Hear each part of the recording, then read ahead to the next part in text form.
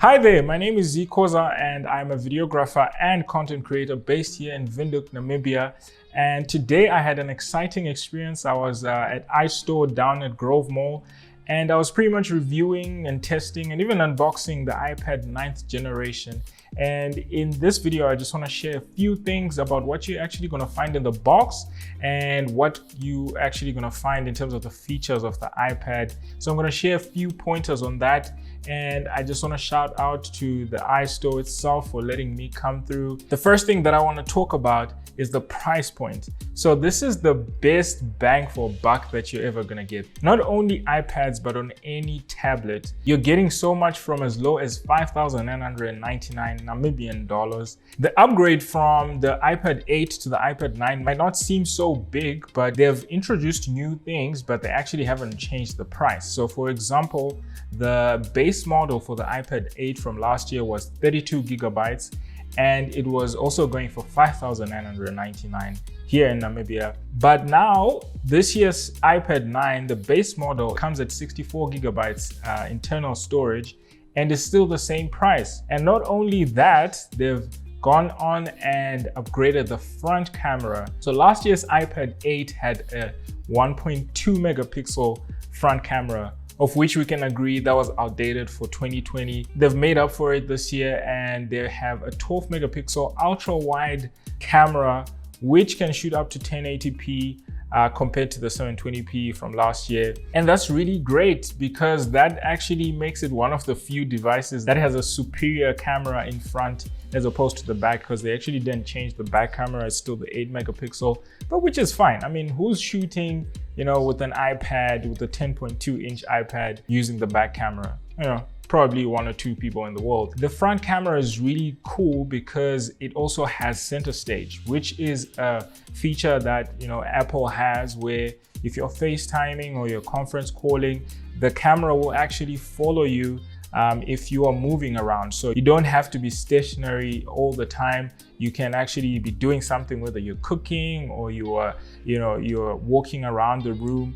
The camera will just follow you using some kind of a crop factor. That's a really cool feature, especially now in this new world where people are doing a lot of video calls and a lot of Zoom meetings and all of that. It has an A13 Bionic chip, which has been upgraded from the A12 from last year. It's not necessarily the latest chip that Apple is making, but it's still a really good one. It's the same one that's on the iPhone 11, which may not again be the latest iPhone, but is still a flagship phone. So the fact that they've put that in there in the budget iPad, 90% of the people are going to be able to do almost anything that they want to do, and they won't experience any lag unless you're really going to push this iPad to the limits, which honestly, if you are pushing it to the limits, you might as well get the Pros. But this will serve you very, very well. Another point to note about this iPad is that it's got a non-laminated screen, which is not necessarily that noticeable until you actually look for it. A key thing to note is that it's actually cheaper to repair a non-laminated screen or display than it is to repair a laminated display. So that's something that you might want to note, that if you're someone who's worried about maintenance costs, maybe you're buying an iPad for your kids and you're not so sure if they're going to drop it one day, how much will it cost?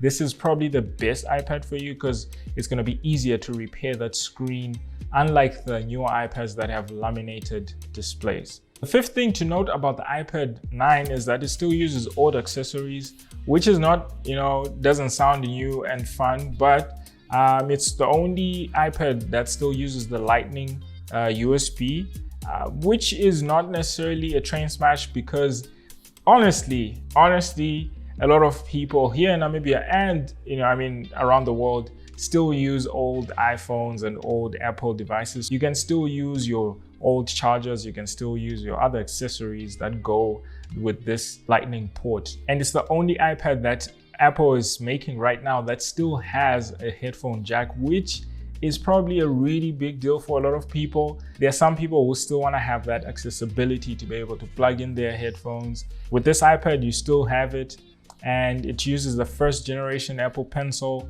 And the last thing that I wanted to share about the iPad 9 is that it has True Tone. So This is not a groundbreaking feature from Apple, but it's a new feature for the iPad. True Tone is a really good feature because it allows the iPad to change its colors to match the color temperature of whatever room you're in or whatever environment you're in. For some people, like me, who have optical issues and who really struggle with, contrast and different colors and different lighting situations, this may be the next best thing to you not getting a migraine or you not struggling the whole day. Let me know in the comments down below if this video was helpful and if you are planning on buying it, or if you have any other questions. This is what I do. I do reviews and testing and give you tips on your next best gadgets. But I hope this was as fun for you as it was for me. And if you're watching until this end, thank you for sticking around. Until next time.